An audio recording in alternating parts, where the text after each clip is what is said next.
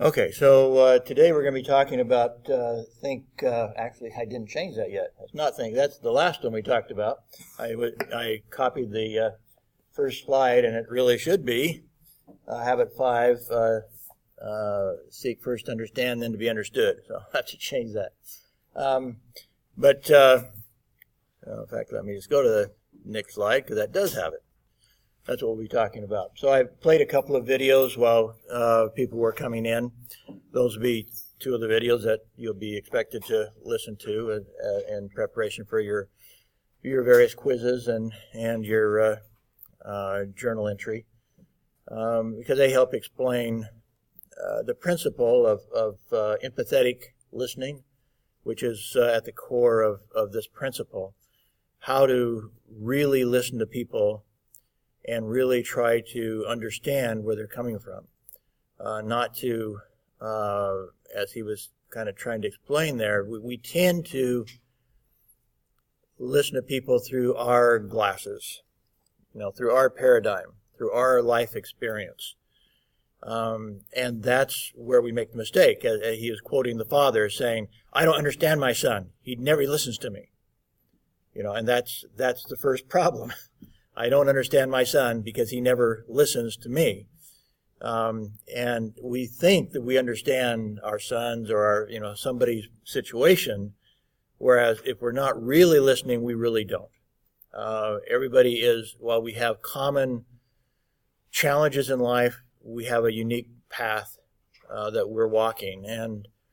But more than that, more than the unique path that we're walking, it's that, as he said, everybody has a need to be understood. And until we listen to them, they don't feel like that need has been met. Very frequently, he mentioned last time that sometimes we get our win-win model from sports. And, from our coaches, win at all costs, go get them, kill them, whatever. And we kind of go into life with that mentality. And in the same way, we kind of approach our listening skills in that way too. We tend to, again, listen to people. If you can listen with glasses, you're listening to them through your own bifocals. And you're not really understanding, and they're not feeling understood. One of the things that in the other videos that you'll listen to, and to some degree in these videos that I played as we were waiting for people to come in and as they came in, how disarming it is for people, as illustrated by the last story, to have you really listen. It is totally because they're coming in ready to fight. They think this is going to be a situation where they're going to have to go to battle. And for somebody to simply come in with the attitude of, let's understand your concerns. Could you go ahead and explain what it is that you're trying to accomplish, and so that I can understand and see where we go from here. I can't even begin to make a proposal or to pursue the possibilities without knowing what you want. So please explain to me what it is that you need, what you want. And listen. Just listen. If you go in and that's your first step, to just listen, you're like I say, first off, you're disarming them in the sense that they, like I say, come into this thinking they're coming into a battle, and you just said, "I surrender." What do you mean you surrender? I mean, you haven't really surrendered. But in a sense, in their perspective, they kind of maybe think that. Here, I want to understand you. I give up. I want to understand what you need. And even though you ultimately have to go into the win-win or no-deal mode, and that is part of it, you then, without, even through this whole process, it allows you to go through without any sense of competitiveness or anger or combativeness or any of that, because you right from the start are thinking win-win or no deal, and right from the start, in order to achieve win-win or no deal, understanding what they need, what it is they want out of the relationship, whatever it might be, business, personal, whatever it is. What is it that you need? And so these two ideas, these two habits, 4 and 5, of seeking win-win outcomes, and they could very easily be flopped over. In fact, maybe they should be. I'm not sure that 5 shouldn't be 4 and 4 wouldn't be 5. As I mentioned, all 3 of these interpersonal habits, including the number 6, which is synergize or synergy, they're all intertwined. Because, as we mentioned earlier, part of win-win is to seek the third option. And the third option is whatever it is that neither of you have thought about, which during your discussions you explore, which is, what you can call it brainstorming, you can call it anything you want to, but you are looking for solutions that maybe nobody had thought about yet. And so that's even going beyond. You came in with one idea, he came in with one idea, and you're going out with a third option that is better than either of the ideas, that allows you to achieve win-win, and both are feeling good about it. Or if not, you walk away and there's no deal.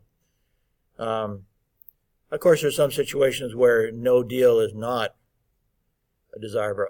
Lots of situations where no deal is not a desirable outcome. Especially in family life, no deal. That's not a good outcome in family life. You can do that in business life and walk away, and there be no real repercussions. And in fact, again, if you leave in a positive fashion, you can still come back and do something with that potential client or partner or whatever role they would fill in the future, because you've left on a good positive note. You've handled things right. You've listened to them. You've let them know that your goal is to achieve win-win, and that you're not accepting anything except win-win. In either case, you're not going to lose, and they're not going to lose. It's either win-win or nothing. And so, once they recognize what kind of person you are, that this is your goal, to seek win-win, and that you are one who's willing to listen to them and understand their situation. Now, of course, they're going to want to deal with you in the future. That builds long-term relationships. So in many situations, no deal is a good deal. No deal is a good outcome. In family life, that may not be the case. There may be situations where you have to have a deal. If there's if you're arguing with your spouse or your children are rebelling or whatever, that no deal is not a good outcome in that situation. But you can avoid it by following these principles. I think I just wanted to kind of introduce that and see what team is presenting today. You guys presenting? Okay, why don't you guys come up then and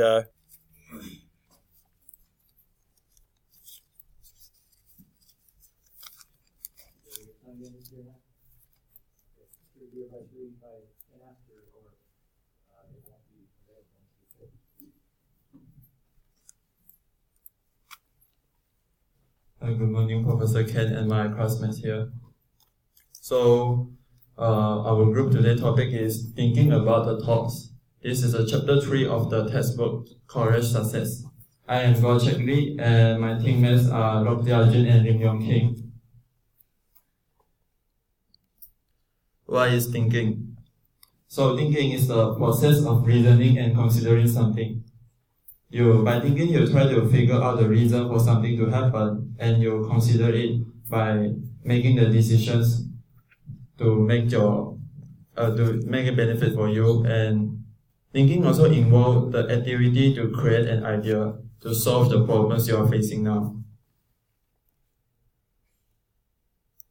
Okay, so we know that there is many difference in the college and high school. The social life in college is different, and the grade system and the pressures that we are facing in college is also different compared to high school. The ways of our thinking in high school and in college also different from the way we thinking in the high school. So what's the difference of it? In high school, our thinking is limited to the content of the textbook and what teacher taught us in class. We seldom have the chance to think out of the box and think creatively. But in college, they encourage us to think for ourselves and to develop a new idea. In college, your instructor roles will not be only to supply a lot of the knowledge and information to you, but a good instructor will challenge you to scratch your skills and knowledge and to encourage you to do the critical and creative thinking. Your success in college education is based on the becoming a better and more complete thinker.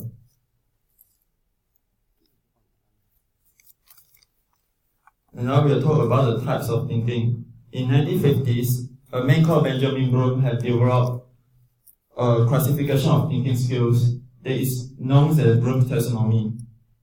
He lists out the 6 types of the thinking skills based on the complexity, which is knowledge, comprehension, application, analysis, synthesis, and evaluation. So next is the table of types of thinking. This is updated by Roland Anderson and David Crockwell that is based on the Bloom taxonomy. And first skills is remembering and recalling. Remembering and recalling is the first as a most basic thinking skill that you will develop since when you are a child, when you start to learn the numbers and alphabets. This skill requires you to find and extract the information and repeat it from your memory. It is a building block of the learner because the learner must remember the information presented before progressing to the next levels. The examples of applying of these skills is fill up the workbook and doing an Q&A session. The next skill we are discussing about is understanding skills. Understanding skills are developed starting with early education. We construct a meaning and we explaining it from a written, spoken, or the graphic sources. Remembering and understanding often go together, but understanding goes one step beyond the remembering. For example, reading. Reading is the most common understanding skills. Next skill is applying. We use the knowledge that we have learned and we use it to solve the certain problems that we are facing. This is called applying. This skill is commonly used starting in the middle school. For example, you apply the ideas to a new situations, or you conduct an interview. Next skill is analyzing. Analyzing is when we use our own judgment to begin analyzing and analyzing the knowledge we have learned. We most likely start to developing this skill in the high school and we continue to practice in the college. For example, we analyze a statement to determine whether it's a fact or opinion. Evaluating is to make a judgment about the value of something. For example, you go to watch a movie, then you think the actor's performance is very poor, and this is called evaluating. The final skill is creating. Creating means combine all of your knowledge and come up with something new. For example, you write a poem or an essay. This is what we call creating. So, in nowadays world, it's not so critical to learn a lot of the information and knowledge. What is critical is how we filter and use the information that we have learned. And so that is the reason why critical thinking has become so important in today's world. Okay, critical thinking. What is critical thinking? Critical thinking is a foundation for effective communications. A critical thinkers often examine the way other people are thinking and making their arguments before they choose to respond. They can see the issues they are discussing from a different perspective. So they will give a better response and they will become a better communicator. Next one is critical thinking is a principal skill that is used in effective decision making. The critical thinker has the ability to think in a logical and systematic way, so they can make a more accurate decisions when they are making decision making. And the next one is critical thinking is the core of creating new knowledge. Critical thinking will let us to discover new ideas and not limited by some limitations, like from the old perceptions. We will think out of the box and come up with something that is new. And the final one is critical thinking is a way to uncover bias and prejudice.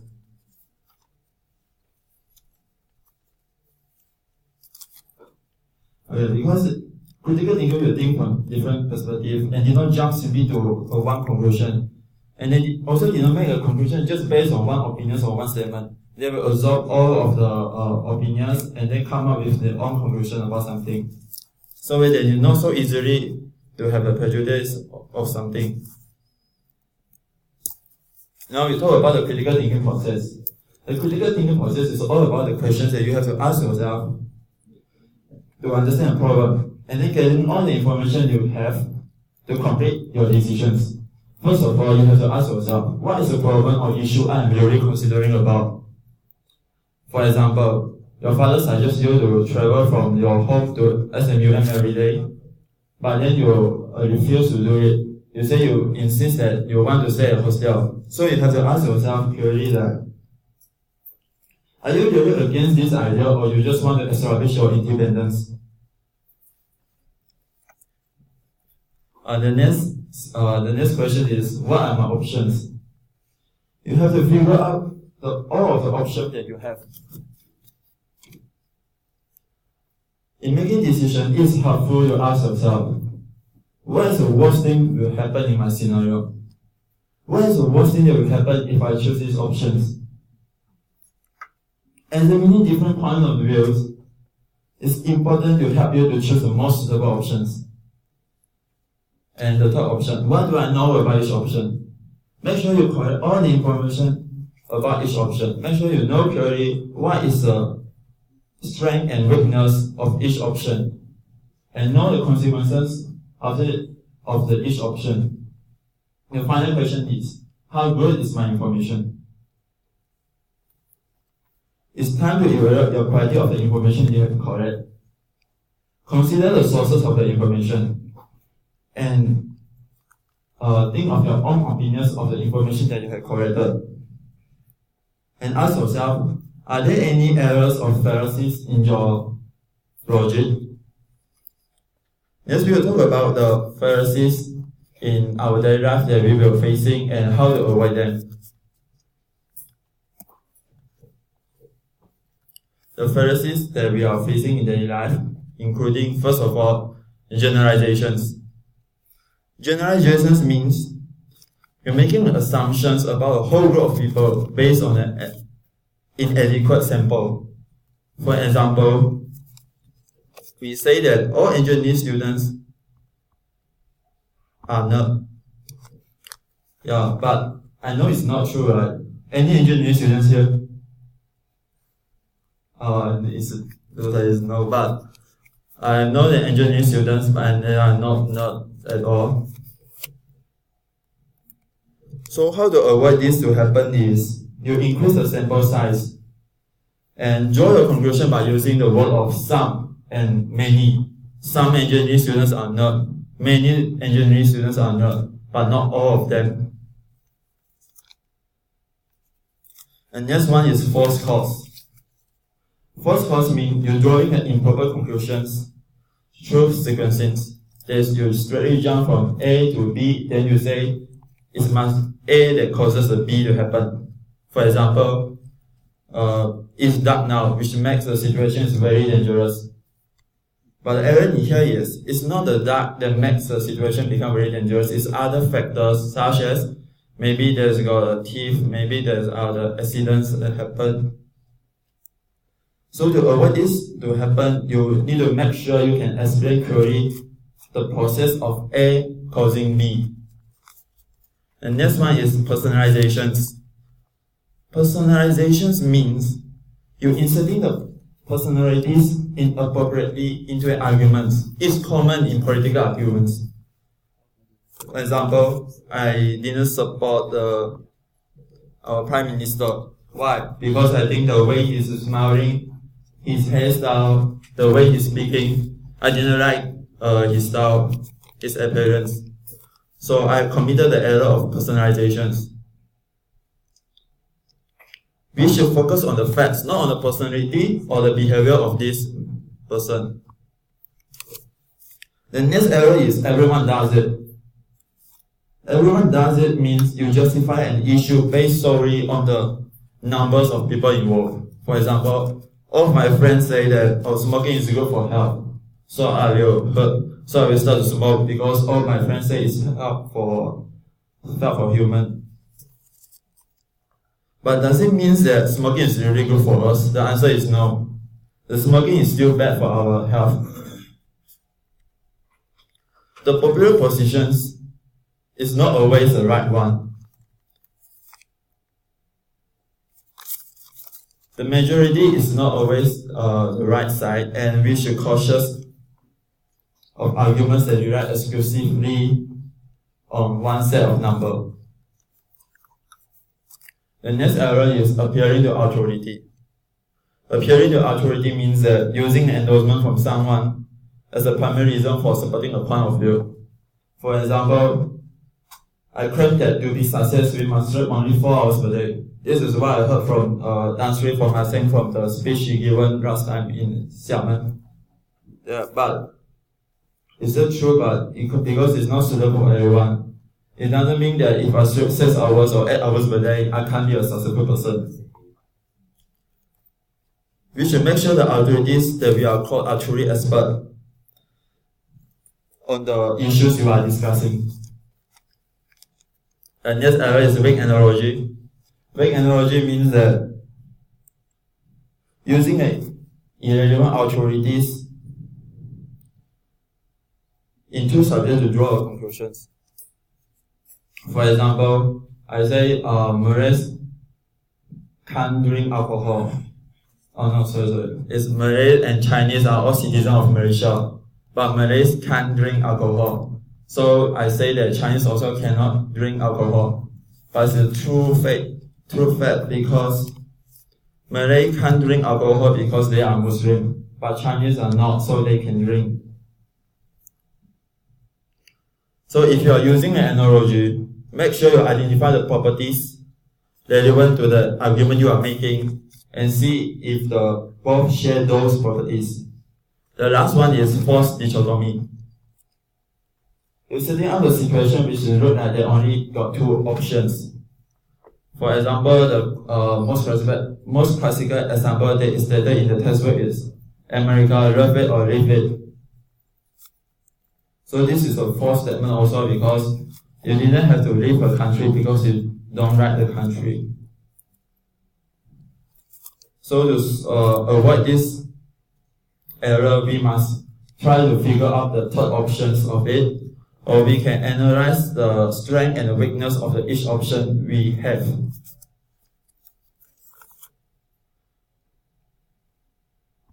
Next one, we talk about the situation we need to apply critical thinking. First of all, personal choices. What should I measure in? should I buy a new car? These are the questions we will ask ourselves and we involve critical thinking. Next one is reading, listening, note-taking, and studying. We have to ask ourselves, when we're reading a book or we are attending a talk by someone, we need to ask ourselves and figure out what is the core message of the author or instructor, what they are really trying to tell you, what is the important message they want to deliver. The next one is research papers. What are the evidence you need to support your thesis? And what are the sources of your evidence? And are those sources reliable? The final one is essay questions on exam. What is the professor really asking you to do? And what do you know about the questions? So now is my Q&A sessions. What thinking skills are associated with debate and issues? So the answer is understanding. The next question is, Sally has stopped to eat noodles because she heard that eating noodles can cause cancer from a teacher. What fallacies, error Sally had committed? The answer is appearing to our authority. That's all for my presentation. Now I'll pass to Dr. Jiajun. Good morning, everyone. My name is Jiajun. Today I want to introduce about how to improve your critical thinking. There are 5 steps that we need to follow. First is formulate a question. You must know what you are looking for very specifically. If you are consider going to depth, for example, whether you are trying to lose the weight, have more energy, or just improve your nutrition. Just try to break things down to their base level. Secondly, is to gather your information. Now that you relevant to your problem of decision, research it. You can reach out to an expert, read out on the subject, and talk to the people who have experience with the same subject matter. Thirdly, is apply the information and ask the critical question. First, you must be ask yourself, what are the concepts at work? Is your interpretation of the information logical sound? And what is the assumption of the exit? If you finish this step, you must be consider the implication, not beyond the short term, and think about how the decision will shape things in the long term. Something that will benefit you now may not benefit you in future. Just try to ask yourself, what is the stake? What can go wrong? The final step is explore the other point of view. By understanding other things specifically, you learn more about the subject. You are also given the opportunity to reflect the information you have and how you feel. For example, if you learn why people are against the debt you are considered, that may affect your decision. If you finish the 5 steps, congratulations, you will always be approaching the decision with the wide amount of thought and logic. Now, I want to introduce about switching for aha. Aha is a moment of sudden insight or discovery. And it is important to us because it is a moment that can change everything. Aha is is the result of the creative thinking. What is the meaning of creative thinking? Creative thinking is the ability to look at the thing from a new perspective, to come up with the fresh solution to a problem. It is the deliberate process, and they can learn and practice. A definition of the critical thinking is defined as the way to look at the solved problem from a different perspective and avoid the orthodox solution and think outside the box. Is the creative thinking is important to us? I think it's absolutely yes. Why? Because often we hit the wall of the problem that cannot be solved by the traditional thinking. The creative thinking can help us to climb up the box and find a better solution. In today, most of the enterprise, They want to problem solver, not just a problem doer. A good problem solver is depend on his creative thinking. Now, let's start by killing the couple of myths. Creative thinking is the higher skill.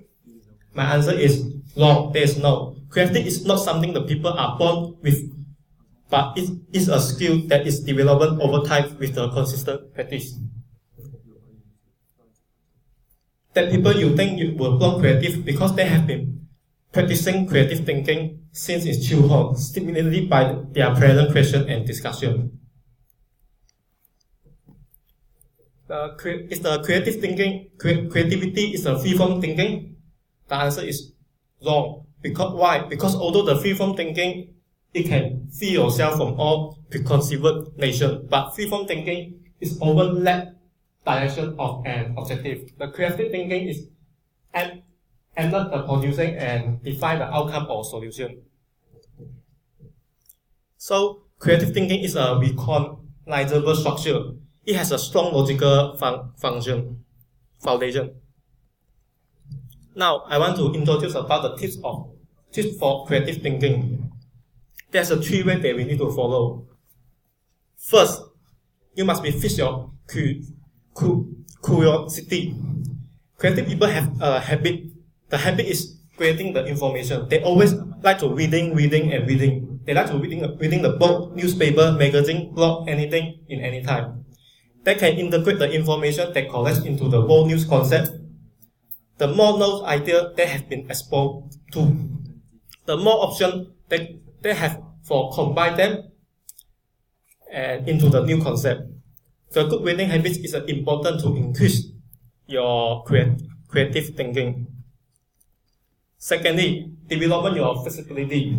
Now we have a MCQ question. Look at the item in the figure, which is from all of other. If you choose C, you are right because you cannot eat the box.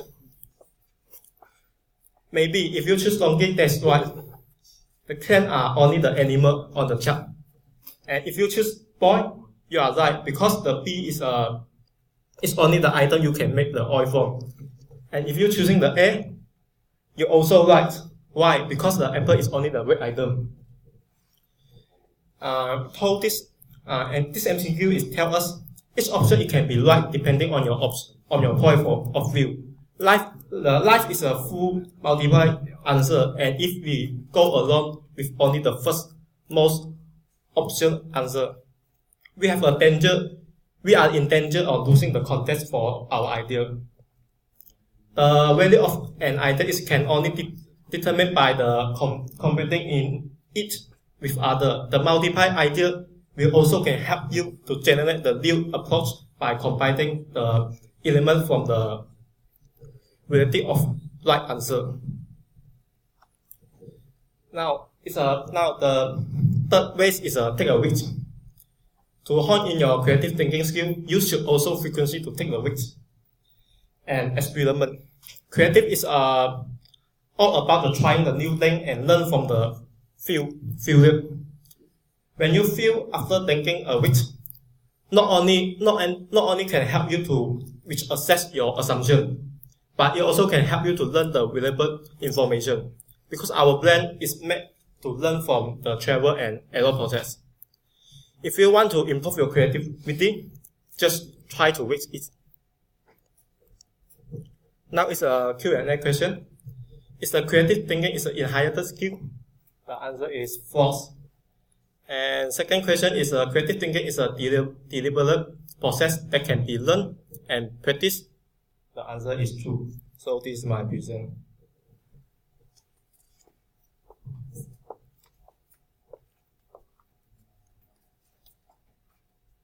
Sir, we need to record this. Okay, my part will talk about problem solving and decision making. Very simple point. I have just 4 points. Yes, we encounter many problems, and this offers some series of steps for you to analyze your problem better.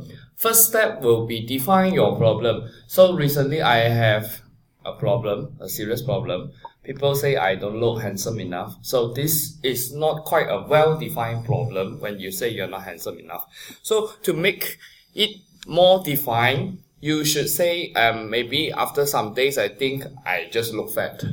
So after defining your problem, you could narrow your problems, because problems are made out of many minor parts all the time. So if I look fat, so what are my problems that cause me to look fat?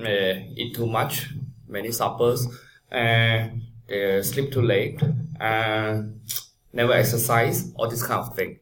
So when you narrow down the problems already, we will find out each solutions for a problem and then generate possible solution. So the third step is to generate possible solution. Yes, to never eat supper, to exercise more, to join gym club in school. Yes, exercise more with friends.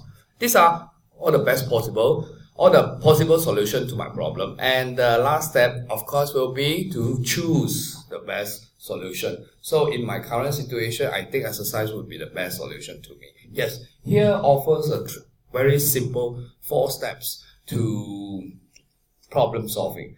Yes, we will have define our problem, narrow down our problem, and then we will have generate possible solution, and of course choose the best solution.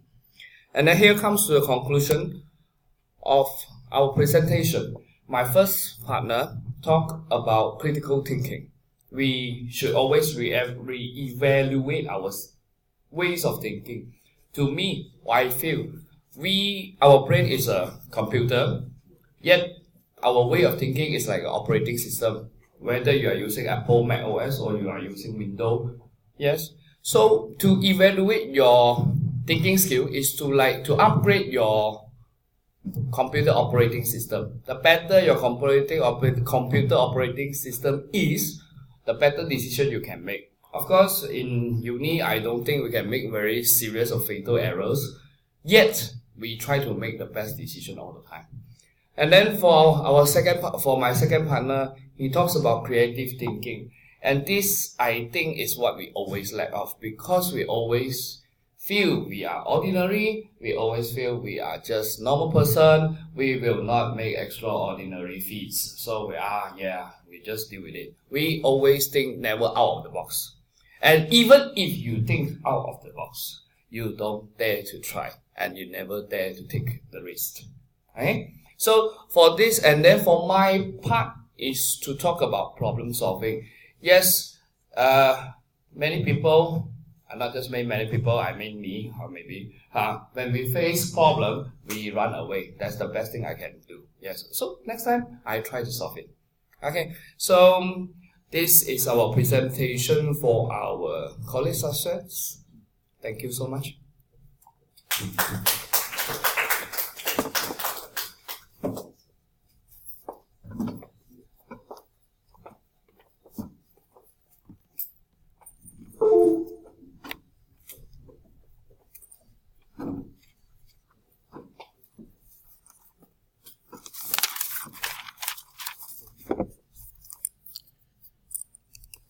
Okay, just excuse me, a few thoughts on their presentation.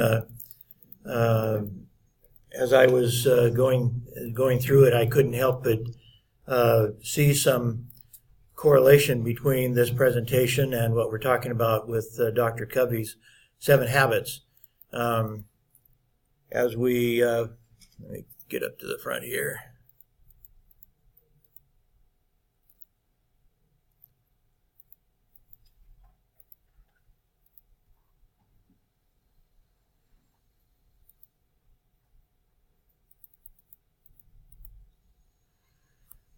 Bloom's taxonomy. I think obviously this is the taxonomy that's been accepted by educators for decades now, and I think it has great merit. I think probably when you look at what we were just talking about just a second ago about seek first to understand, then to be understood, we're kind of basically saying. As you're talking in an interpersonal setting, that's a little different than in education per se, but still, when we're talking about interpersonally trying to achieve some goal that requires interpersonal relations, what Covey's saying is we need to make sure that those first two are solid, that we really understand the situation, that we really comprehend it. We don't. One of the analogies that he makes is that of a doctor. So another way of phrasing some interaction is seek first to diagnose, then to prescribe. Have you ever gone to a doctor who gave you like 10 seconds and told you what was wrong and walked out the door, basically? Maybe that happens more in America than here. I know it in Kazakhstan. They spend more time. They may not have as many have as good a training. They may not have as good at tools. They may not have lots of things, but the doctors in Kazakhstan at least spent time with you before they decided what you should or shouldn't do. Now, whether they made good decisions is a whole other question. I'm blind in my left eye because they didn't do their job right. I had other kind of malpractice sort of experiences in Kazakhstan, so I don't think they're as well trained as American doctors. But frequently, in my experience with some American doctors anyway, they don't seem to really listen before they tell you what's wrong and try to prescribe. I happen to have a doctor, my personal doctor in America is very good at it. In fact, he walks in, I only see him once a year since I'm working overseas, but he's actually been my doctor for 20 years. And actually, I think it's been more than 20 years. I figured the other day I was shocked to see, I think it was 30 years. He and I were both young men when he first became my doctor. But he comes in with a computer, he plugs it in, and he goes through his questions, and he types all the answers, and he'll spend at least a half an hour with me, updating all the information and making sure that his records are accurate. In Kazakhstan, they have no records. They don't keep records. They will give you some documents, and you keep the records. If anybody's got the records, you're going to keep the records. They're not keeping records. So there's no way for them to go back and other than their memory and records you bring to them to consider what they did before and what didn't fail, what their thoughts were at the time when they last met with you, stuff like that. They don't keep good records. Consequently, they don't always have as good a comprehension of the situation as they should have. Ultimately, when we get up towards the top, obviously application is important. Can we apply the information in the setting of Dr. Covey's interpersonal reactions? We're getting up into the idea of being able to analyze the situation properly, being able to synthesize. I think it was in I'm not going to jump to the slide, but they mentioned that actually there's another item there, the creativity, and that's where Dr. Covey would say, when you're creating something new, that's your third option. Now you understand, you comprehend, you begin to analyze, you begin some synthesis, and you create something totally different. Your third option is something that nobody thought about when you started your interaction. Obviously, this one is kind of hard to read, but we'll put put this up on Moodle so you can take a look at that more closely. As sometimes my slides are like that too. They're more for documentation than they are for immediate visual, usage and understanding. Again, going back to Dr. Covey, we have to understand what's going on before we can make these sorts of decisions. This is, I kind of touched on it, but this is very critical. That some of the questions reflected it. When you're in a class for classroom success, understanding exactly what the instructor wants and expects is critical, absolutely critical. And this is where I had some people complain to our chair, some people within our major, that they didn't know how to find the textbook and didn't know this and didn't know that.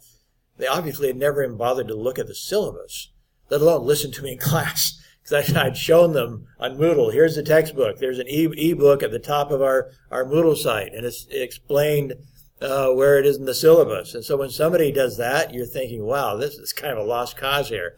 This is, here's quite a ways, almost midterm in the semester, and this guy doesn't know, he hasn't bothered to read the syllabus, hasn't bothered to be listening, and he's complaining to the chair because he doesn't understand. That's ends up hurting their credibility when it's something so obvious that they have failed to do. And that's true in any situation, any interpersonal situation. If you haven't done your homework and you display your ignorance and your laziness, guess what? You have really hurt yourself. Who's going to believe you after that? So be very careful to understand.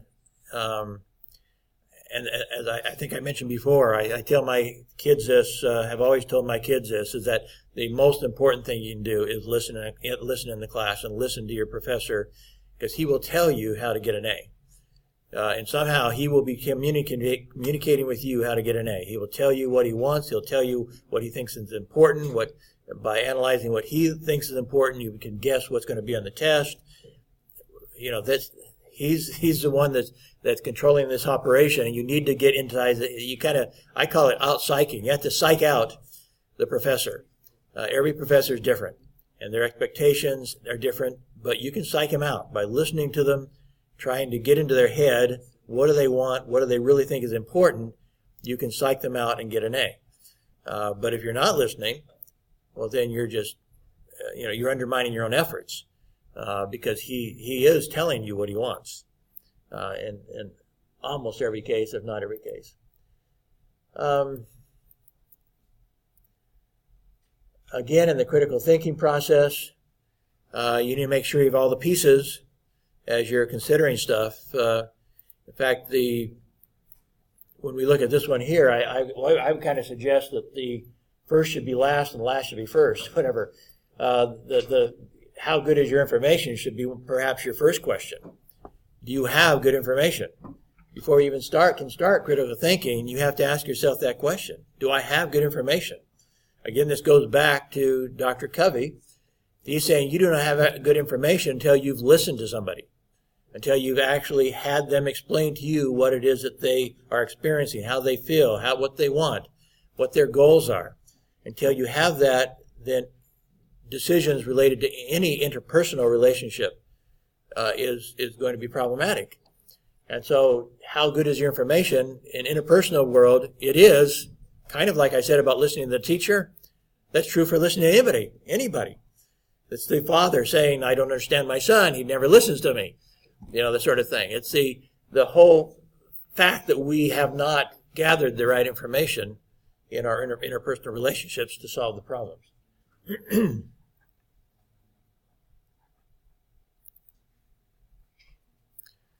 Some thoughts on this slide here. I'm not going to talk about all of them, but I did have, let me go find my thoughts here. The false cause.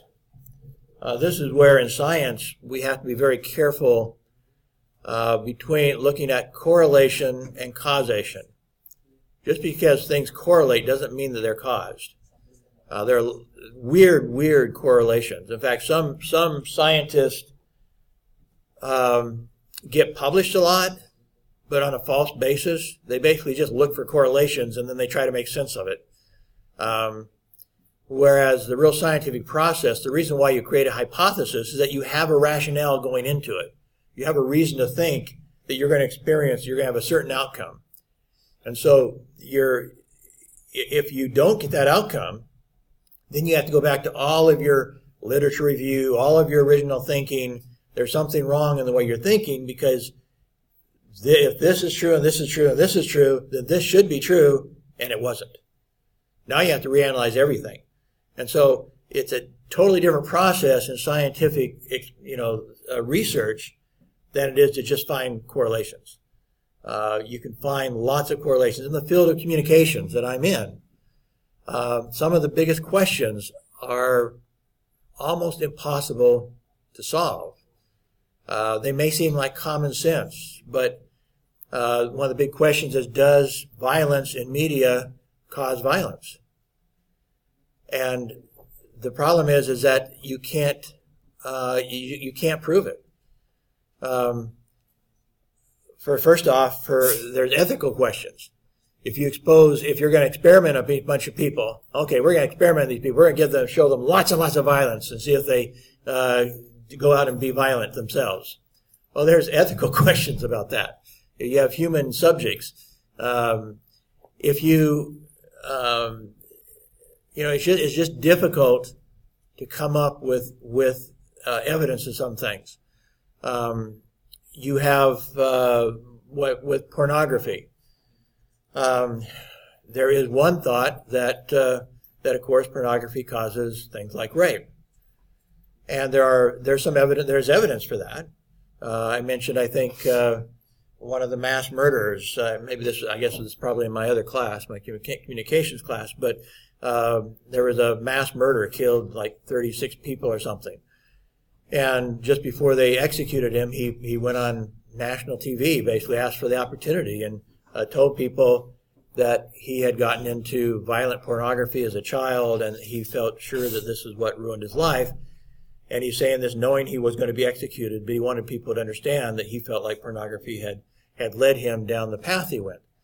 There are other correlations that suggest that too. There's other people who say, no, actually, if they have pornography, that allows them to, leads them to masturbation and stuff like that, and it actually gives them a release. That pornography can be a good thing to prevent crime. And it's just very difficult to, in some cases, to find that correlation or causation, because there's also other factors. What other factors can be involved? So you correlate North Dakota in America, that state of North Dakota has very little rape and crime, very little pornography. So you see, aha, we proved it. Compared to other states, but there's lots of other stuff going on in North Dakota. They have very cold winters. People who are inclined to rape people won't live in North Carolina or in North Dakota.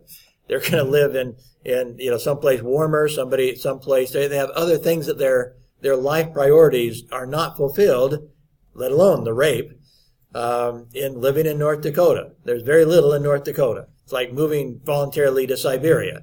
You don't do it. And especially people who don't control themselves very well don't do it. They go someplace where they have their immediate gratifications. So they're not moving to North Dakota. So, it's hard to use that as a demonstration. So anyway, my point is causation and correlation are two different things, and you have to make sure that you've really reached the causation when you find a correlation. It's not always true. Another one would be like cancer. Some places have higher cancer rates of certain types of cancer. And so you start looking for reasons for it. Well, Louisiana is one of them. Louisiana has a higher rate of cancer compared to Western states. What is unique about Louisiana compared to California and Oregon and Washington and Idaho and Utah and all the Western states?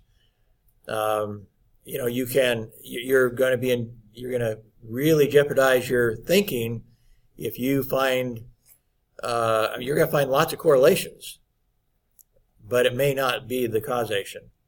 It's wetter there. Is being wet? More humidity. Is having more humidity a causation?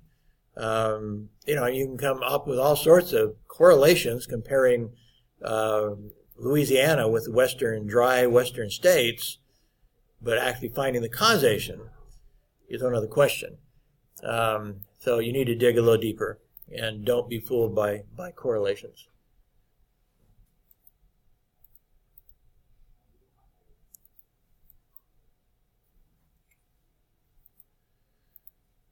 I'm not sure if there was anything else. I guess back in that one I skipped out of two of the others, or a couple of others of those items to consider. The false arguments or whatever is everybody does it. That's kind of also the problem of groupthink. I think maybe again I talked about that more in the other class. Groupthink is when you surround yourself with people who think like you. That doesn't mean the majority of people in the world think like you, but even if it were the majority of the people in the world, is the majority of the people in the world always right? No. In fact, one of my thesis study kind of tried to develop that idea, and one of my arguments that the majority is not always right is that the majority is always changing. The majority of in the United States in the 1950s were more bigoted. They were, basically the thinking of the 1950s would be considered very extreme conservatism now. Extreme conservatism. It would be ridiculed. It would be seen as a extreme bias. Definitely not keeping the idea of what's the right word? Anyway, their language would be condemned. Definitely condemned. There were different just sayings that would go around. I was telling somebody my dad used to have a saying. My dad had lots of friends who were African American and lots of. He didn't have a prejudiced bone in his body, but as a kid, he grew up with a saying that he shared with us when we were kids. It's like if we went to a lake, he'd say, "Last one in the water is a nigger, baby." Well, you can't say the word nigger anymore. And you can't put that in that context. He would be so condemned by that. But that was a saying that he grew up with. And it didn't mean anything to him. It was just silly. So, the thinking of the 1950s is totally different than the thinking of the 2000s. And the vocabulary, everything changes. And so that majority couldn't have been right. And you go up in different periods of time, and the thinking of the majority has changed. Every decade, you have you can see a very different type of thinking. So which one's right? If the majority thinking has changed every decade or so, which one's right? You can't say the current one's right. You have to be realistic and say, you know what, there's a chance the current thinking isn't right. Because it wasn't right last decade. It wasn't right. We're saying that it wasn't right last decade. We're saying that it wasn't right the decade before that. We're saying it wasn't right the decade before that. So on what basis do we think we're right now? I can tell you can say the same thing about cultures. Every culture thinks it's right. And so, think logically. If the Americans think they're right, and the Soviets and the Russians think they're right, and the British think they're right, and the French think they're right, and the Italians think they're right, and the Malays think they're right, and the Chinese think they're right, maybe none of us are. Maybe we are all a little bit wrong, because everybody thinks they're right. I did, and part of my master's thesis, I had people, I may have told you this, predict the future, and it didn't. And I'd done actually 4 national surveys. With it. I did a survey I was trying to compare the kind of the middle of the road versus the extremes. Because there's a concept in psychology and sociology, what's called dogmatism. You may have heard the term before. Dogmatism suggests that you're closed-minded, that you're not listening to anybody else. But in looking through the questionnaire that they use to decide whether you're closed-minded or not, it was a very biased questionnaire, I felt. And I felt like it wasn't necessarily accurate. And so I developed a different questionnaire, a different set of questions to ask in my 4 national surveys. So my target audiences, my target groups in the 4 surveys, one was just people out of the phone book, so just general audience, journalists who work for general interest newspapers and magazines, journalists who work for what would be considered extreme publications, the special interest publications on the left and on the right, and the subscribers to people on the left and on the right, to those special interest magazines. What I found, I asked just a couple of questions. There were a number of things I asked, one of the questions was if you were offered a free subscription to a magazine to which you disagreed, would you accept the subscription and actually read the magazine? And in that one, actually people who were from the extremes were more likely to do that than the people in the middle of the road. The people in the extremes are used to reading stuff that they disagree with. So yeah, no problem. People in the middle of the road don't want to listen and don't want to hear stuff they disagree with. And they have more support from the majority saying, well, we are right because everybody agrees with us. But again, as I said, every decade they think differently. So they can't always be right. Then I had to predict the future. One was, will the economy in 10 years be worse, better, or the same? And I also asked them about the U.S. relationships with the Soviet Union. Will it be worse, better, or the same? No matter what they predicted, they all thought they were right. They all gave themselves 70 to 80% chance of being right, even though there's three equally viable possibilities in 10 years. Very few people can predict those sorts of questions, like the economy, 10 years ahead. It's very difficult. And in the case of the Soviet Union, that was kind of strange because 10 years later, it was dissolving. So there was almost no Soviet Union in 10 years. So there was no relationship. And during that time, between when I asked the questions, Ronald Reagan became president. And the Democrats were showing pictures of atomic bombs and saying Ronald Reagan's going to lead to World War III. And instead, Ronald Reagan led to the end of the Cold War. It's our confidence in our own ability to predict and in our own perception of the world is at best flawed. We think that we're better at it than we are. Let me put it that way. But it is greatly enhanced by the fact groupthink, this idea of surrounding ourselves with people who think like us, and then we can say, well, everybody I know that I respect agrees with me, or all my friends agree with me. And so groupthink can really distort, and my position in my master thesis was the majority is the biggest groupthink possible. I mean, it is by definition. The majority in a society is a huge groupthink. And so you have to be careful of the majority. They may not be right. Appealing to authority. I would say that also relates to, in many organizations, the idea of, well, this is the way we've always done it. Oh, this is the way we do it.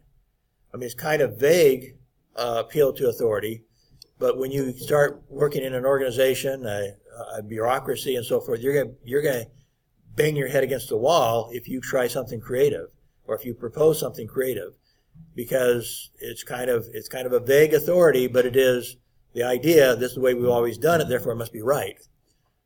Sort of authority. It's difficult to get new ideas accepted. I sometimes suggest that I would bet that there were people in the big conglomerates of the world, the communication conglomerates, who came up with the idea of Facebook before Facebook. But nobody listened to them. You're talking about really smart people. And somewhere in there, somebody suggested something like this, and they said, we don't do that sort of thing here. That's the way organizations work. Too many people within that organization think that way, and then it becomes challenging. The last one on that page was false dichotomy. And again, that's directly what Covey's talking about. And in essence, when you go into negotiations or go into a situation where you have to work with somebody and try to come up with a deal or solve a problem, your false dichotomy is either I'm right or you're right. And that's where the third option comes in. That maybe I'm not right, and maybe you're not right, and maybe together we can come up with something better that is more right, if you would. Maybe not perfect, but more right. Okay.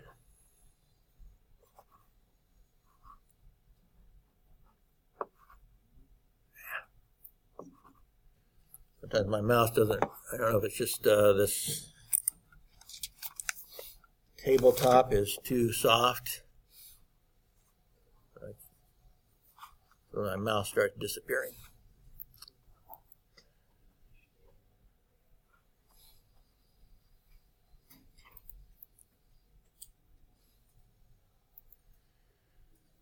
Okay, I want to go kind of through the basics. Again, it's not habit 4, it's habit 5. go through some of the basics of this habit, and then kind of show how it's applied in the real world if we have time to do that. Let me get my cell phone out so I can keep track of it. Okay, we've got a little bit of time. Actually, a student of mine put together this PowerPoint, so he put in some jokes too about some cartoons or whatever about. Sometimes our communication with people is not exactly. We come to like snap conclusions, I guess. We have knee-jerk reactions, and so this is kind of like a knee-jerk communication with somebody. Somebody taps the guy on the back, and that man, start hitting him, beating him, shooting him. Oh, Josh, you shouldn't sneak up on me like that. Anyway, overreaction is common in communications. One of my friends drew this cartoon. He signed it and autographed it and gave it to me. He's a good cartoonist. He happened to have he had multiple sclerosis. That's right. He died early from his disease. But anyway, sometimes our communication doesn't work out quite like we expect it to or want it to. We already listened to this video, or some of you heard it. You should listen to it if you didn't. It definitely does provide some really good ideas on empathetic learning. He mentioned there's actually 5 levels of listening, and these are 4 of them, 4 common ones that we in essence don't. We just ignore people. We pretend to listen, but we're not really. We're thinking about other stuff. We're not really listening. Selective listening, and we kind of zone in and zone out. There's attentive listening, and that's pretty good. That means we are paying attention. But then there is something beyond attentive listening, and that's empathetic listening. I'll let you read the cartoons on your own. They're not that important. They're kind of silly. But to really understand them, we have to understand not only what they're saying, but how they're feeling, where they're coming from.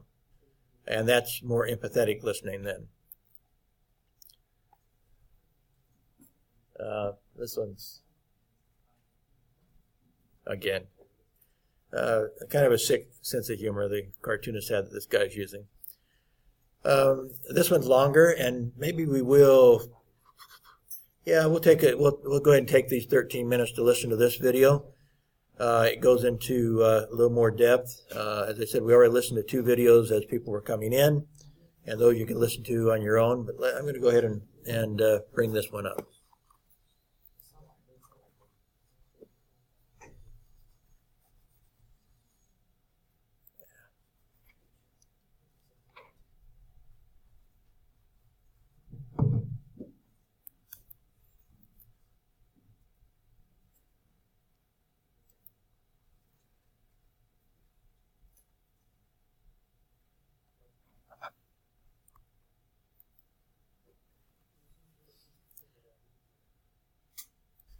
So in the videos and a little bit of discussion we've had already, hopefully you can start to understand where he's coming from. The last video may have been a little bit confusing at times when you didn't quite understand what he was doing, but he was basically saying that anytime we're going through our own autobiography, when we're seeing it through our eyes instead of their eyes, and in a critical situation, sympathy's wrong, suggestion's wrong, everything's wrong until they're ready for it.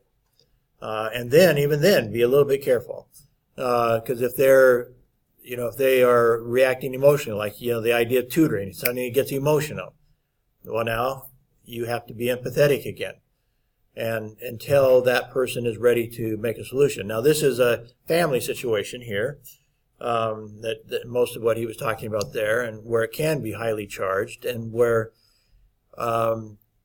no deal is not an option. You desperately need to come up with a deal in your family, and not walk away from a solution. These principles can be also used in business, as we've been talking about, and are important in business. So I had a consulting contract with the National Bank of Kazakhstan. They asked me originally to come in and just help them kind of teach some communication skills. They were having to travel the world and make presentations at national conferences and things like that, and they thought that I could help them with their English grammar, their expressiveness, maybe some with their content, helping understand their audience a little bit better, those sorts of things. And but then as we got into it, I introduced some new ideas from Covey and from Clay Christensen, and so it became kind of like a success strategies class. At the same time, we were practicing our English, and we were accomplishing their other goals at the same time. So I created this PowerPoint for them as how to incorporate the 7 habits. Part of their work of the CEO, in essence, they were marketing Kazakhstan to the world. On the one hand, they were investing billions of dollars. This arm of the National Bank was in charge of investing like $80 billion of oil money from Kazakhstan, and in other parts of the world they're actually forbidden from investing it within the country. Their mandate was to invest it outside the country. But they were also, as they were meeting with other companies and stuff, they were trying to entice them to invest their money in Kazakhstan, the outside money, get foreign investment. So they had a position even all the way at the top, all the way with the CEO of this of the National Investment Bank or National Investment Corporation was a subsidiary of the National Bank, and that was who I was working with. And even their CEO and their managing director felt this mandate to not only look for good investments for their oil money, but to look and try to entice foreigners to come invest into Kazakhstan. So they saw themselves in a sales and marketing role. And we had been talking about the 7 habits and also other ideas from Clayton Christensen, as I mentioned. And so I wanted to, we kind of stir some discussion on it.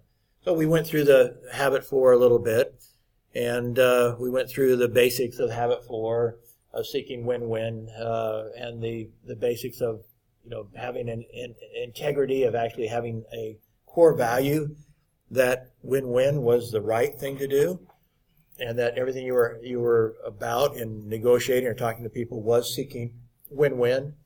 It was the maturity of being open to ideas and of listening to people with consideration. Part of empathetic listening is maturity.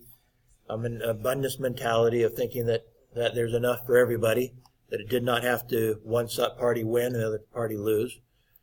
And then we went into habit 5 and talked about empathetic listening with real intent to understand, asking appropriate questions, not as an adversary, but as a partner or as a doctor, as the case might be. As you learn to listen deeply to other people, you will discover tremendous differences in perception.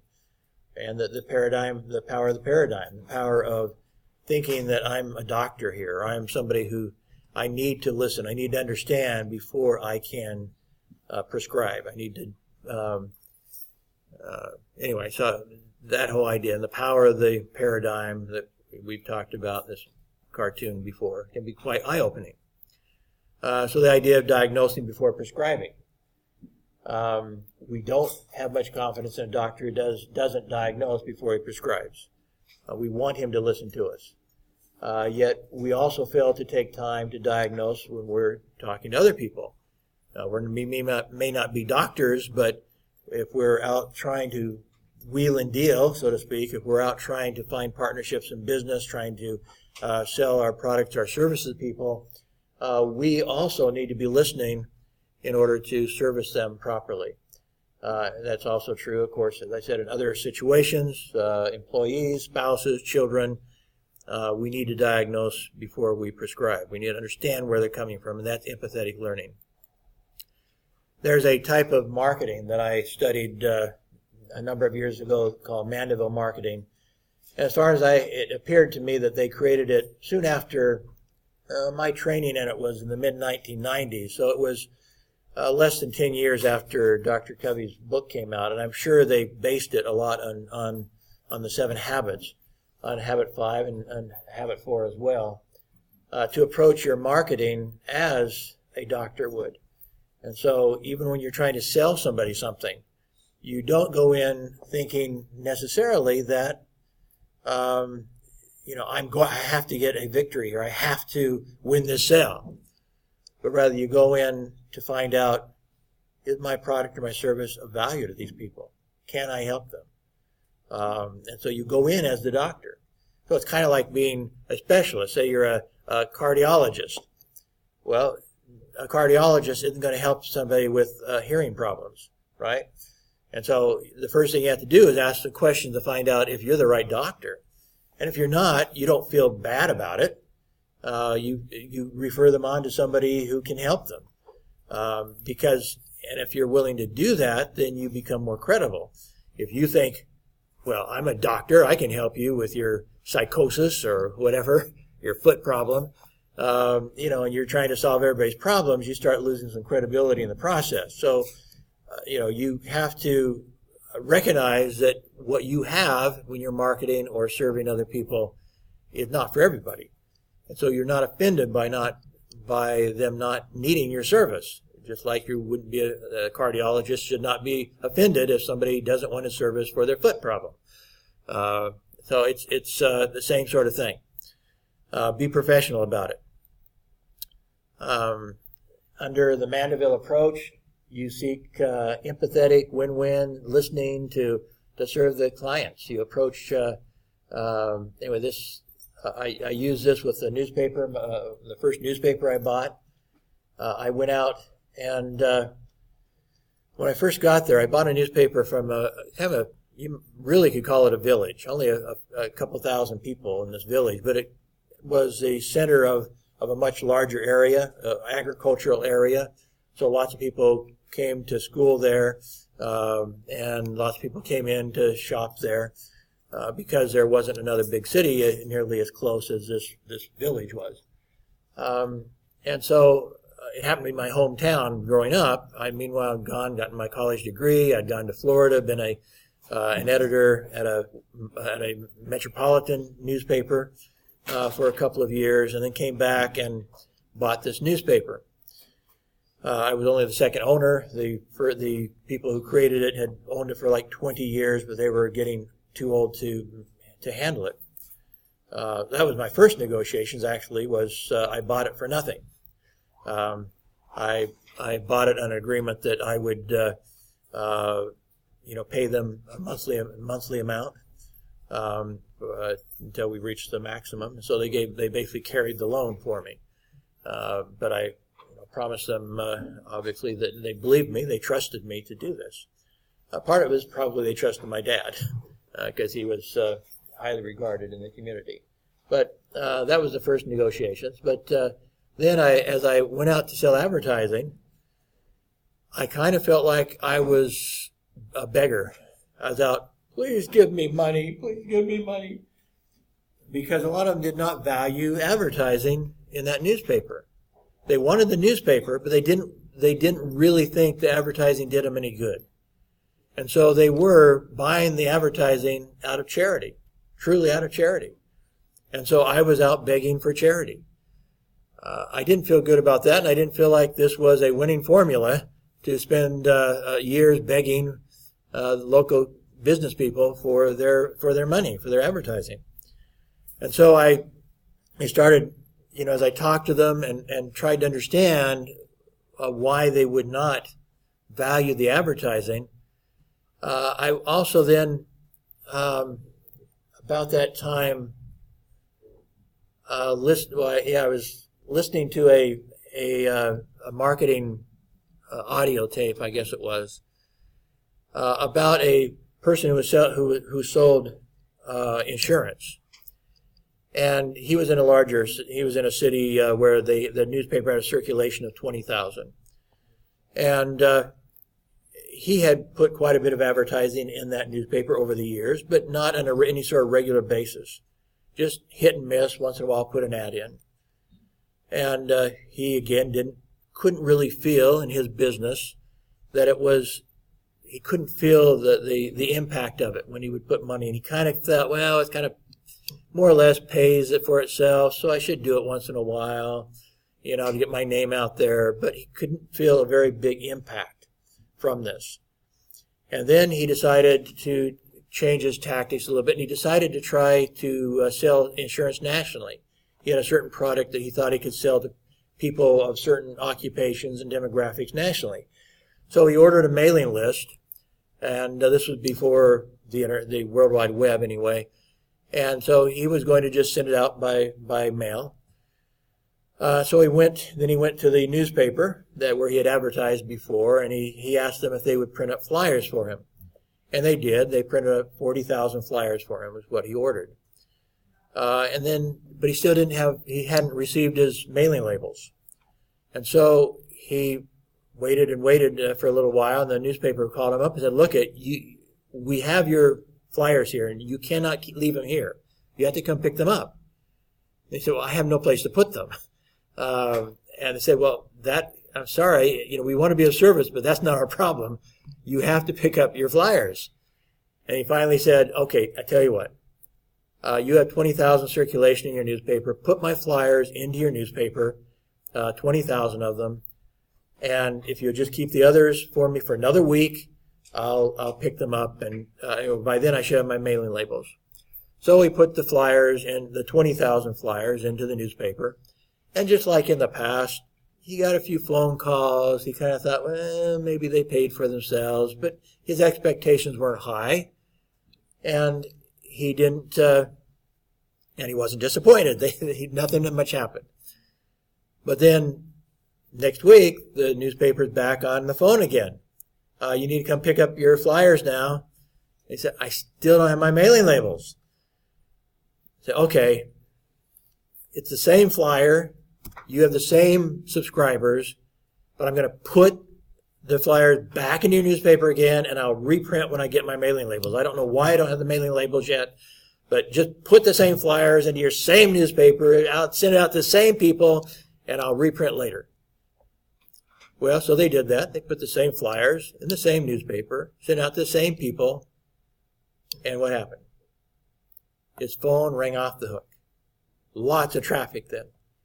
Suddenly, he was shocked that he'd never gotten that sort of response before. And before, he'd only put in a flyer, an ad once every few months, maybe a couple times a year. Never had much response, same as he did the first time he put in the flyer. But then we put in a second flyer 1 week later, bam! For the first time in his life, he got a response. And that's the nature of advertising. Because advertising is meant to be a campaign. As we start studying and thinking about it, nobody would run for president of your country, whatever country that might be, and expect to run one ad and win the election. They call it a campaign for a reason.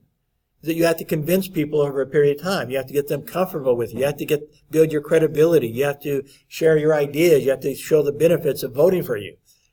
Well, politicians understand a campaign. Business people frequently don't understand a campaign. They don't understand it. So consequently, as I thought about this what I'd heard in this video, this audio tape, I realized that was the problem in this community, is that nobody believed it did them any good, but nobody had ever run a campaign before. At least none of the smaller business people. I had big ads from the grocery store, so they knew they had to put their ads in. But all the other advertisers did not know that. And so I started thinking about it. One of the things I realized as a newspaper man was that the paper and ink doesn't cost anything, hardly anything. And then paper and ink is the smallest cost of your operation. Your main costs are first off, people. Your labor costs are the main cost of most communications organizations. After that might be distribution. Might be your next highest cost. Your printing is not your big cost. That's relatively low. And so as I thought about that, I started to realize I could give people more for their money and help them, and try to entice them, help them to understand what a campaign's all about. And so I created it was a weekly newspaper, so I created this proposal that they would get all of this if they would sign a 1-year contract to be in the paper every week. But they would pay, each week they'd pay the equivalent of buying a 1/8 page ad. It was a large newspaper, what called a broadsheet, the largest size newspaper. And so if they would pay me the amount of a 1/8 page ad every week, I would give them this. 4 times a year, I'd give them a full page ad. The full thing. Same price, 1/8 page ad price, but they get the full page. 4 times a year, they get a half a page. 4 times a year, they get a quarter page, and the rest of the time, they get the 1/8 page. And they'd also get some free streamer ads and classified ads. Well, now this helped them to start thinking about campaigning. They started asking themselves, now what do I do with a full page ad? What can I do with that? What can I do with the half page ads? What can I do if I really use all of this? Well, when you use all of that, you're thinking campaign. So now their whole thought process changed. And so I sold a lot of advertising contracts based on this proposal that I will give you something of value to you. You give me what I need is regular advertising. And if you sign a contract, now I just have to come by and pick up the ad, or I can even come and help you with the ad. Now I'm in the service business, not in the sales business, because you've already agreed to buy. You've already agreed to take an ad every week. Now I can serve you. Now I can be worried about how to make your ads more effective, not worried about whether or not you're going to buy an ad. In 1 year, I doubled the revenue of the newspaper. And I was able to sell it for a nice profit a couple of years later, pay off the people I bought it from, paid them in full, and then some, even a little more than full price, because I was ending it right then. They'd have to invest their money into something else. But this was, so anyway, going back, I know we're out of time. But the idea of the Mandeville diagnostic interview is that you keep asking questions. You find out what their goals are. You find out what their concerns are. What is it that you're trying to accomplish, and what are you concerned if you hire us? This is particularly was designed for engineering, and that's who I worked for was when I went into PR marketing for big engineering firms. I was the marketing director for a couple of different engineering firms. And so when I was selling our services, I was selling sometimes $1 million contract that we would design and build and oversee the construction of a $40 billion or $40 million school or a prison or something. And so we were going in, this was a big contract. You can't necessarily take a totally Mandeville approach for selling a piece of gum, but you can do it with big tickets, and you might be surprised at how maybe a modified version of this approach can help you even with small sales, of being more empathetic and finding out what their real need is. I don't have time to go through all of this with you, but you might take a look at the Mandeville approach. Among other things are listening kind of what Covey was doing in his exchange with the audience. As you're finding out what their goals are and what their needs are and what their concerns are in the Mandeville approach, one of the things you're listening for are their mystery words, certain words that they use. And so now you can interpret their feeling of hopelessness or their feeling of desperation, their feeling of not wanting to waste their money on somebody that can't handle the needs they have, or whatever their concern is. You start picking up on the certain words that they're using, and you write those mystery words down, because when you come back with them with a proposal, you're going to use those same mystery words. Now, those are empathetic words, you could say. They're words that show their greatest concerns, their greatest fears, or sense of urgency. What are the words they're using, even? And you pick those up as you're listening. When you the more you listen, by the way, the more a client will feel like, if they're being understood, they also feel like they've invested in you. If they spend time with you, telling you their situation, telling you what their concerns are, telling you what they want to accomplish, and they feel like you've really listened and really understood, now they've invested in you. And in fact, so they will almost certainly then allow you to try to help them if they feel that way. Kind of like, again, the realtor story that he was telling earlier. All he had to do was just be a little more empathetic and listening to them, and bam, he had to sell.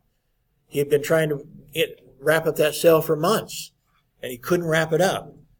But once they felt like he understood their needs, they bought, because it was the understanding they were after. They wanted to make sure he understood what they needed. So these are, again, some of the general questions you might ask in our situation in engineering, as an engineering consulting firm. But when you finally get to the end, and you start wrapping it up, you start going back to the Covey ideas. Say, have we touched on everything that's important to you? So you ask them again, have you covered everything that we need to consider? And then you summarize everything they said. You start, kind of going after the big picture. If I'm hearing you right, if I misunderstand anything, please interrupt me and let me and explain it to me again. Am I understanding this right? You start repeating back to them. You're taking notes the whole time, by the way, just like my doctor with his computer. You're taking notes the whole time that you're talking to somebody in this sales process, so that he knows that you care enough to write this stuff down. And now you can reflect it back to him. Okay, if I understand what you need, these are the things you need. And he can correct you if you're wrong. And then into this proposal, this idea with these bigger ticket items, you actually do not give them a proposal at the time. In fact, you say, okay, I think we understand your situation. What we'd like to do is set up a meeting for next week. I want to go back to the experts in my company and brainstorm your situation and really consider how we can help you achieve your goals, how we can, and you may parrot back some of the mystery words, how we can make sure that you and you go ahead and let them know that you understand and that we want to make sure that you are pleased with our service. And so we've taken this time. Now we want to go brainstorm with the experts, and we want to come back and give you a solution to this problem. Can we set up a meeting for next week? And you do exactly that. You go back and you do talk to your experts, and you do come back with a proposal that will meet their needs, and then you'll almost certainly they will buy into it. If you've really listened, if you've really addressed their needs, they will have felt a lot of confidence, they would have invested in you, and they will almost certainly give you a try. And in the process of this, you also can use the synergy as you talk to them. You're coming with new ideas yourself, and you're using your experts in your company, in this case, to synergize and to come up with a proposal for them. You're using all your best creativity and so forth that we talked about earlier today. So synergy becomes a part of it as you then start coming up with a plan to solve their problem. This, anyway, I just suggest this is kind of what I'm doing with a project I've been working on for the last couple of years. I haven't launched it yet, and I won't take the time now to explain it. But these ideas that Covey has of thinking win-win, of seek first to understand, then be understood, and then to synergize. These are winning strategies as you go forward in your life. The greatest successes, according to Covey, and I have to agree, and I don't see how anybody could dispute it, the greatest successes in life are all interpersonal. If you have no interpersonal success, then you are a nerd, and you are a hermit, and maybe you're satisfied with that. But it's very hard to achieve great success in this world without doing it with other people. That's interpersonal. And that's where most people would achieve their greatest successes, and where we would have to look back. And when you're at that funeral, when you're at your funeral, looking on from the other side of the veil or whatever, and you're watching people talk about you at your funeral, what do you want them to say about you? That's all about interpersonal. That's your effect on them during your life. What kind of interpersonal life did you have? What sort of impact did you have? And so building on the first three habits of being proactive, of begin with end in mind, and putting first things first, now you're ready to go into these next three habits and achieve success interpersonally. But probably the most important of these is learning how to listen. and when to listen. Because you can't get the win-win and you can't get the synergy without learning how to do that. That's for that reason I kind of suggested that maybe that should at least be number 4 instead of 5, because that's where I think where it begins, where you get your data. How can you can't even think win-win until you know what they want, until you know where your mutual concerns and potentials, synergistic potentials are. You need to listen. So, okay, well, thank you, and we'll have a good week off next week. I'll, of course, put up a quiz, participation quiz, and I think we still have another couple of weeks before the next quarterly quiz, I think. But I'll send out a memo if we need something before then. But anyway, have a good break, and try to watch these videos, and again, give me your best thoughts on your journal entries. Try to make this meaningful in your lives, because that's where it really counts. Okay, thank you.